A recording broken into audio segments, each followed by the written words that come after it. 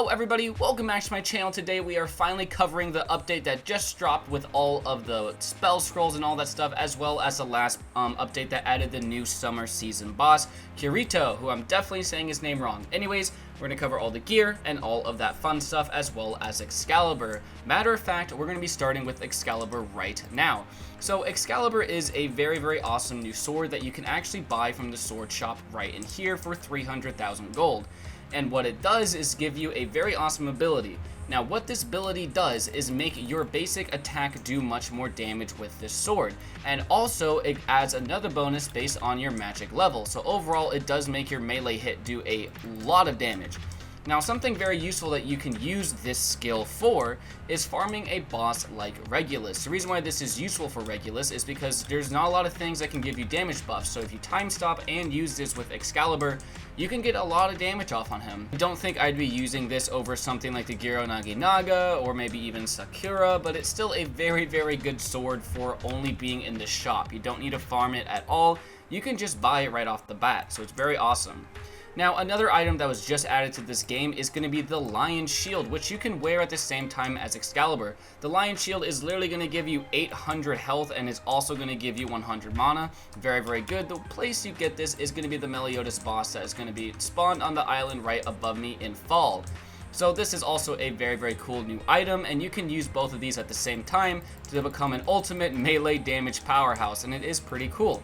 Now, a major thing that they just added to this game is weapon scroll spec thingies. I'm always saying the name wrong, but anyways, there's a whole bunch of spell scrolls that you can get from various mobs throughout the game.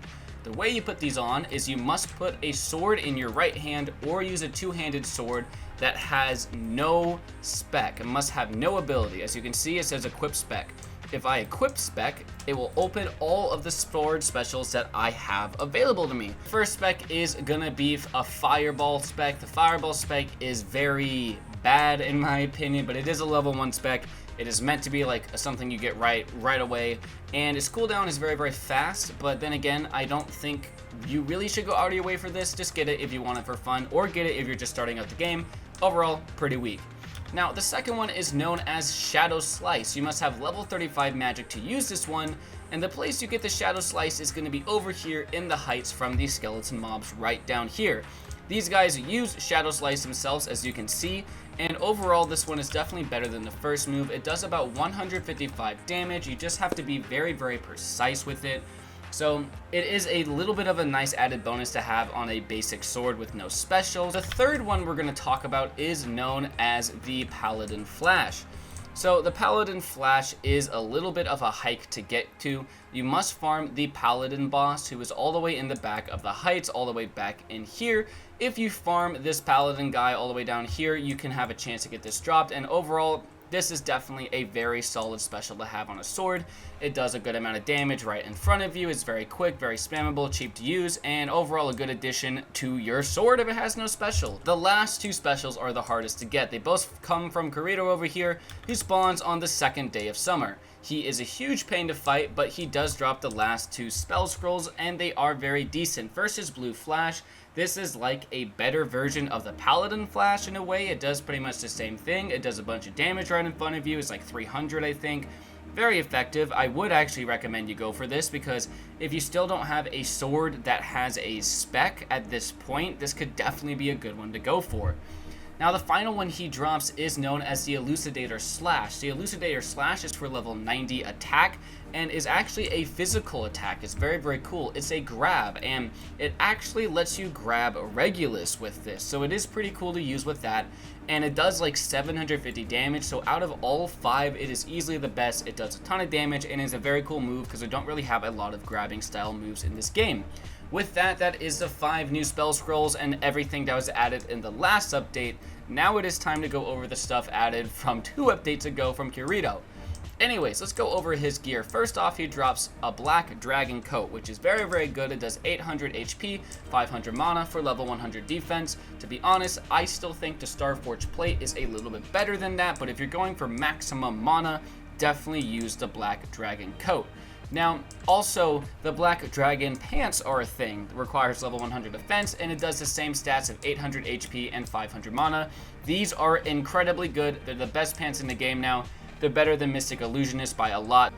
Also, he does drop 2 new swords. So first off, what is nice about these swords is they are one-handed. So if you wanted to try a strategy where you use one of the new specs, you can put on the new Lion Shield and one of the 2 swords. I just have the Elucidator on right now. And I can put on one of the specs and mess around with them with a very high damaging sword. So it is a pretty cool option there.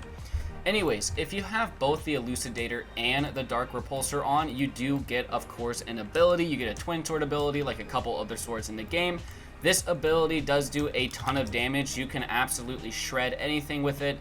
It is kind of hard to say which one I like to use more, this or the Naginata from the raid. Very hard to say. I think they're both very, very good. I think you can go either way and find success. Anyways, guys, that is gonna be pretty much it for drops and such. Now let's talk about how to actually defeat this guy. What I found to be a very useful strategy is, one, play with friends. It's definitely going to be easier to take down this guy as a group because he's very, very difficult.